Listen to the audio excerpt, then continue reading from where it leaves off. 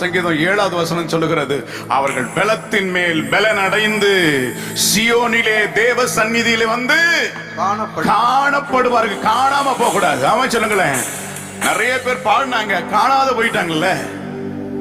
என்ன சூழ்நிலை வந்தாலும் பாடணும். எனக்கு 2 பிள்ளைகளை நான் இழந்தேன். ஒரு மூத்த பிள்ளை ஊழியத்துக்கு போய் சென்றிருந்த போது திடீரென்று குழந்தைக்கு காய்ச்சல் வந்து விட்டது. பிக்ஸாக மாறினது. மருத்துவமனைக்கு கொண்டு போனார்கள். குழந்தை மரித்து விட்டது. அது சனிக்கிழமையா இருந்தது. ஞாயிற்றுக்கிழமை என்ன செய்வது? அடக்கம் செய்வதா, ஆராதனை செய்வதா?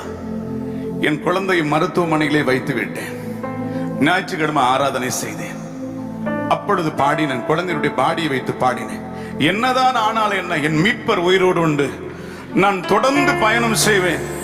என் துணையாளர் முன் செல்கிறார். ஆமை சொல்ல, இந்த சூழ்நிலை என்னுடைய பிரயாணத்தை தடை செய்ய முடியாது. நான் தொடர்ந்து ஓடுவேன். இன்னொரு பிள்ளையும் மரித்து போனது.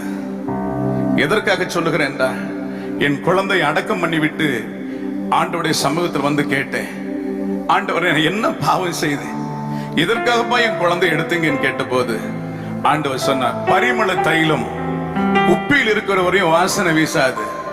அந்த குப்பியை உடைத்தால் நறுமணமாக பல லட்சங்களுக்கு அது வாசனையாக வீசும். அதற்காக தான் நான் உன்னை உடைத்தேன். ஆண்டவர் என்னோடு பேசினார், மகனே, நீ எங்கு போய் நின்றாலும் என்னுடைய பிரசன்னத்தை நான் இறக்குவேன். தூதர்கள் இறங்குவார்கள்.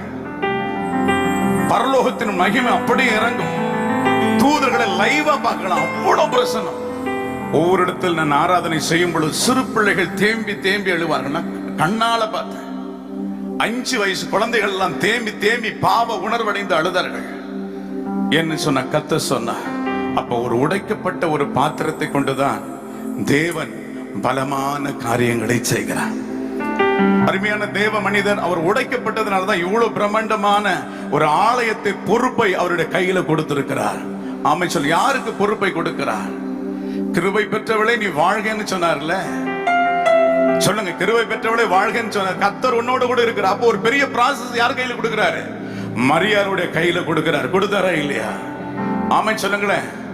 அந்த ப்ராசஸ் முடிகிற வரையில யாருக்கிட்டையும் சொல்லல. அவ சொன்னால, நியமிக்கப்பட்ட புருஷன் சொன்னால, குடும்பத்துல சொன்னால, யாருக்கிட்டமே சொல்ல. ஆமை சொல், மாம்சத்தோடு ரத்தத்தோடு ஆலோசனை செய்யவில்லை. ஆமை சொல்லுங்க, அதுதான் பொறுப்பை கொடுத்தால் அது நிறைவேறும்.